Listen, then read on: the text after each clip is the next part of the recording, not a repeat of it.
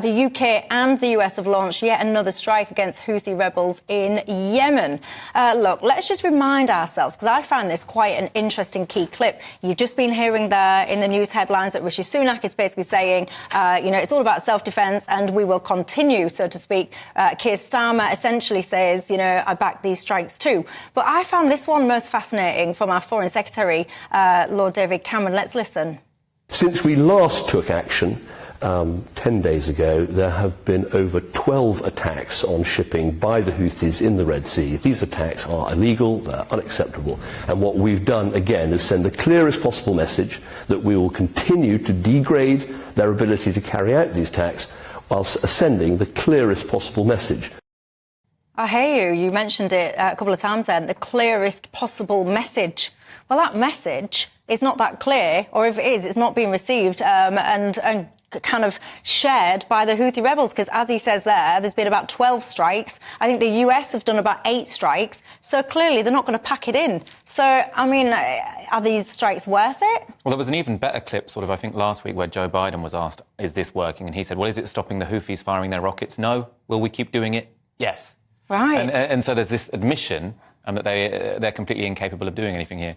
Now, for me, this is a clear example of why it is not in Britain's strategic interest to support Israel to do whatever it wants in Gaza. Right? We have our politicians who keep standing up and saying, we believe in a two-state solution. But hang on, you're linking that because basically the Houthis are saying we're doing what we're doing in the Red Sea because we want to stand by Palestine and we think there's a genocide being committed. But the pushback to that is that basically people are saying, well, hang on, that's not true, Houthis, because basically you're targeting pretty much any ship that goes on, not just those Israeli origin or destined. Well, they're letting the Chinese ships through, they're letting the Russian ships through. I think they've actually only started sort of systematically targeting the American and the British ones since the Americans and the British started bombing the Houthis, right? And this argument that it's got nothing to do with Gaza, I saw both Keir Starmer and Rishi Sunak stand up in Parliament and sort of make that claim. Now, to me, that's just completely juvenile. This wasn't happening before Israel was bombarding Gaza. And in that brief ceasefire we had last November, if you remember, during that period in time, these attacks didn't happen either. So it's very clear that this is directly related to what's going on in Gaza. The Houthis actually, have had sort of the Palestinians as central to their ideology for a long time. Doesn't mean you have to agree with what they're doing, but I think to disconnect this from the war in Gaza would be fundamentally mistaken. Well, I mean, I would be pressuring Israel to bring about a ceasefire, right? I don't know why we are backing to the hilt a government which is proactively saying our vision for this region is completely different to yours. Jacqueline, are the UK doing the right thing with these strikes? Absolutely. I mean, you're talking here about yet another terrorist group. They're proxies of Iran.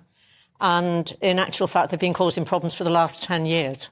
So, of course, things have escalated since October the 7th. And we know they'd kicked off on the 13th. But what they are basically causing is a blockade for a huge amount of shipping through the Red Sea, and that's not allowed under international maritime laws.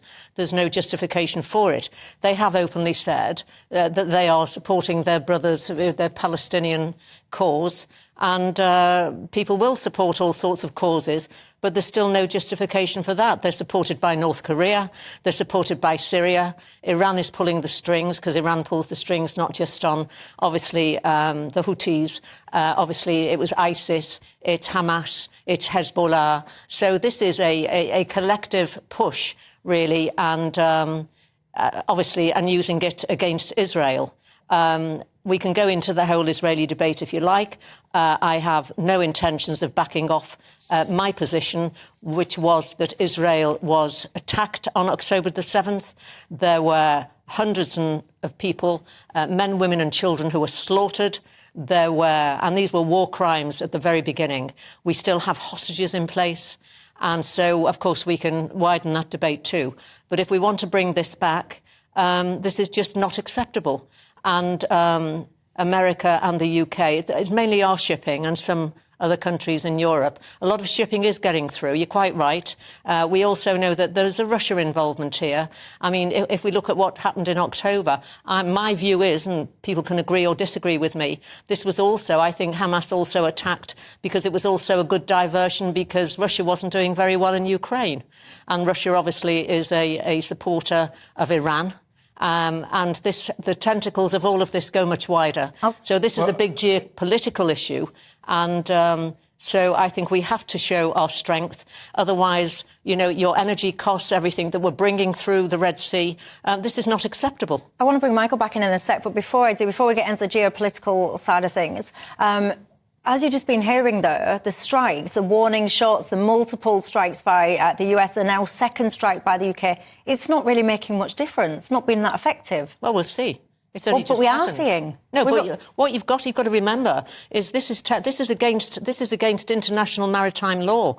You have people here who are pirates, basically. There are laws about all of this. But David Cameron, I mean, I've just literally played him saying that since we did the last strike, there's been another 12. Of course, but it doesn't mean because you just strike once that everything stops. They're clearly pushing the boundaries, but that doesn't mean to say that we stop. What do you think? We have to look and see how they've made some strikes, then to see what the reactions are. We know that there are discussions and debates going on all over the time in the background with Qatar and various other organisations. So this is a complex issue. It's not straightforward. But should we stop because the first couple of retaliatory attacks have not stopped it properly yet? No, the answer is no. They are breaking international maritime law. These are pirates and these are terrorists. And also the lives of the crew on these ships is in danger. And you must not forget that. No, I certainly do not forget it. Not you personally. I just wonder whether or not actually everyone attacking everyone else is just making the situation worse because the US have done 8 strikes. Like I just said, this is our second one. They're not stopping. You tell me, do you think this is a fruitful strategy? Just keep going and they'll keep going and then what? You tell me. Michael, you want to come back in? Well, I suppose just on the geopolitical point, yes, there are lots of geopolitical interests here. I think you somewhat simplified it because Iran weren't backing ISIS. Iran were actually fighting ISIS. The Saudis were backing ISIS. So you've got lots of different interests and groups fighting each other. And so it's not as simple as there's the good guys and the bad guys. I think it's probably useful for your audience to sort of understand why these attacks are failing. Because people think, the Houthis, they're a militant group in one of the poorest countries in the world. It is the poorest country in the Middle East. How can the most advanced militaries in the world not defeat them quickly? And the issue is that now, because drones and missiles have become so cheap, right, anyone can buy a drone, and you don't need a military base to really launch it, the Houthis can launch these drones from anywhere. Yemen's quite a big place, lots of mountainous regions. So the idea that you can just knock this out from the sky, to me, doesn't seem that plausible. And you're right that this hasn't been going on for very long. So, this has only been a few days. It could be that suddenly it starts working. But we do have recent evidence here because the Saudis have been bombing Yemen for 8 years. Right? They've actually created one of the biggest humanitarian catastrophes in the world before what's happened in Gaza. So what's happened in Gaza is worse, but what was happening in Yemen was already awful. And that only strengthened the Houthis because it's very difficult to bomb these groups out of existence if they have local support. Nobody's saying that, but you've got Reaper drones from the Houthis that Houthis have been using also against Israel. They were in Eilat. So you're going back to November. So they're not just in the Red Sea, they're also attacking Israel as well. So, this is why I'm saying this is wide-ranging. And there isn't, you're right, there isn't one simple solution, somebody stops A or stops B, because it's far more complex than this. But you've still got to get to the bottom of this. And this isn't just about UK and US shipping. This is about how we are moving our trade with free movement under international law. People keep talking to me about international law. Well, there's clear international laws of the sea. And they say that nobody is allowed to stop vessels going from A to B. And what they are doing is completely against international law. They are being encouraged by Iran and its other proxies, and it's not acceptable. Well, never mind international law for a second. Where's China in all of this? Because if you park international law and maritime law and whatever, if you just look at cold, hard economics, a lot of this stuff we buy pretty much everything, I mean, exaggerating slightly, but you get my point, from places like China. Yeah. So, ultimately, some of these places are going to find their bottom line hit if actually some of their shipments just simply cannot get to where it is that they need to be getting. So why aren't they piping up? Well, I think China are very canny. And we know China has its fingers in a lot of pies. And they support very quietly, various things that go on. We know that Russia does as well. the people that will pay at the end of this, I mean, if you talk about another week or fortnight it would take if you had to go the long way around South Africa, the people who will pay at the end of the day is the consumer. So I don't think it necessarily affects that much the manufacturer. It will depend on all the costs. They're all passed on to the consumer at the end of the day, and it's the energy and some important stuff that we do import. Actually, it will be the British public. Graham says this is very simple, Michelle. The strikes upon the Houthis are absolutely, fully justified, he says. And and can you also point out to Michael that Israel has got every right to defend themselves, he says. But not necessarily to kill 25,000 people, bomb hospitals and starve the territory. We'll have a debate about that one day.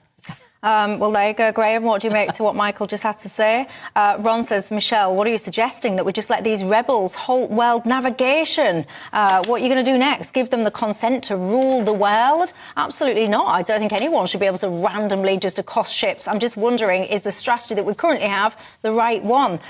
Joe says, Michelle, I do agree with the strikes, but I can't help wondering, how come Biden puts us at the front of the queue when it comes to backing him with military action, but apparently at the back of the queue when it comes to doing trade deals with us? Either we've got a special relationship or we don't.